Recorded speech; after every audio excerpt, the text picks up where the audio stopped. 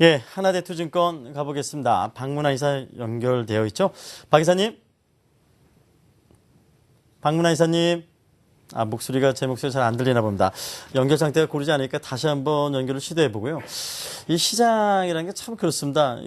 매번 말씀드리지만 좀 시장을 살리고, 시장을 육성하고, 좀 시장 친화적인, 여러 가지 또 이것도 부작용이 있을 수도 있겠지만, 좀 이런 정책 위주의 어떤 방법을 채택해야 자꾸 원론적인 얘기만 하다 보니까 시장이 죽는, 정말 다 죽는, 그래서 어찌할 수 없는 이런 또 부작용, 좀 창의적인 고민이 필요한 것이 아닌가 생각이 되네요. 예, 다시 갑니다. 박문혜 이사님. 네, 안녕하십니까? 예, 안녕하세요. 오늘 컬럼 제목은 보이지 않는 건지, 보고 싶지 않은 건지. 내용이 좀 이것도 의미심장합니다. 어떤 내용이죠? 네, 우크라이나발 악재가 어느 정도 완화되는가 싶었는데요. 이 말레이시아 민항기 요격 사건 이후 러시아에 대한 제재 수위를 높여야 된다는 오바마 대통령의 발언이 지정학적인 리스크를 다시 상승시키고 있죠. 지난 주말 16%나 하락했던 공포지수 빅스가 오늘 새벽엔 또다시 6%나 상승했으니 말이죠.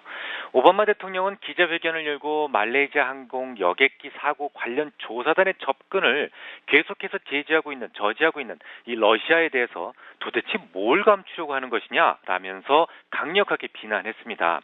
당연히 푸틴을 대놓고 비난한 것이죠. 오늘은 비난만으로 그치지 않았습니다. 만일 러시아가 계속 이들 분리주의자들을 지원하게 된다면 그 행동에 대한 대가는 더 커질 것이다라면서 매우 높은 수준의 경고를 덧붙였습니다. 하지만 이에 대해서 러시아도 할 말이 있는 것 같습니다. 오히려 우크라이나 정부가 의심된다고 주장하고 있는데요. 이 말레이시아 항공기 격추 직전에 수호이 Su-25로 추정되는 우크라이나의 전투기가 사고 항공기 주변 3에서 5km 주변에 있었다라고 주장하고 있습니다. 수호이도 많은 버전이 있습니다만 아무리 구식 버전이라도 마음만 먹으면 얼마든지 요격이 가능한 거리죠. 또한 격추시켰던 미사일로 세상에 알려진 이 부크 미사일에 대해서도 자신들이 반군에 지원한 사실이 없다라고 주장하고 있습니다.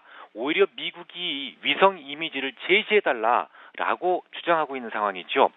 누구 말이 옳은 건가요? 그런데 말입니다.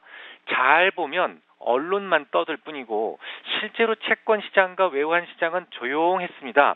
우크라이나발 위험에 대해서 금융시장은 그다지 위험을 느끼지 않고 있었단 말이 되겠는데요. 루블화도 오늘 새벽 고작 0.2% 하락했을 뿐입니다. 하루 등락폭 수준이죠. 유럽의 채권 가격은 오히려 일제히 올랐습니다. 왜 그럼 언론들은 별로 중요하지도 않은 우크라이나 사태를 크게 부각시키고 있을까요? 지금 가자 지구에서는 죄 없는 아이들이 무참하게 죽어가는 매우 당혹스러운 일이 벌어지고 있는데도 말이죠. 하긴 이스라엘을 비난하는 글을 쓴 기자가 문책을 당했을 정도니까 기자들도 그쪽의 비극은 굳이 보고 싶지 않을지도 모르겠습니다.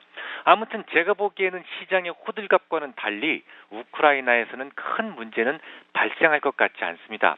그보다 중요한 일이 있다면 이번 주 중국에서 있을 예정인데요. 이 블룸버그의 보도에 따르면 화동 브릿지 앤 로드라고 하는 중국의 건설업체, 주택 건설업체가 올해 본토 시장에서 두 번째 부도 사례가 될 수 있다라는 추측 보도를 하고 있습니다.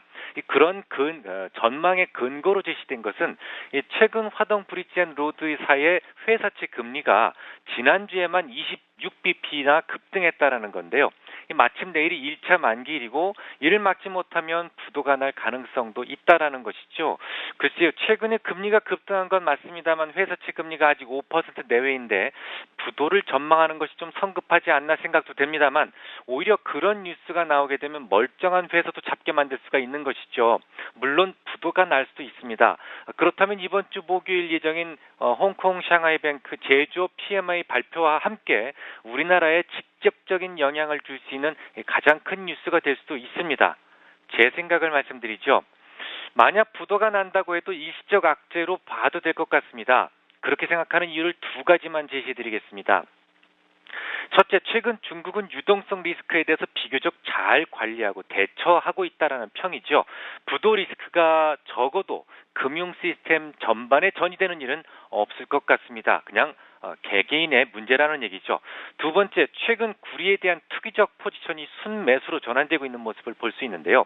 이 9위가 뭡니까? 중국 경제에 대한 상징성을 가진 금속이죠. 구리에 대한 투기적 포지션은 최근 22주간에 걸쳐서 순매도 포지션 상태였는데요.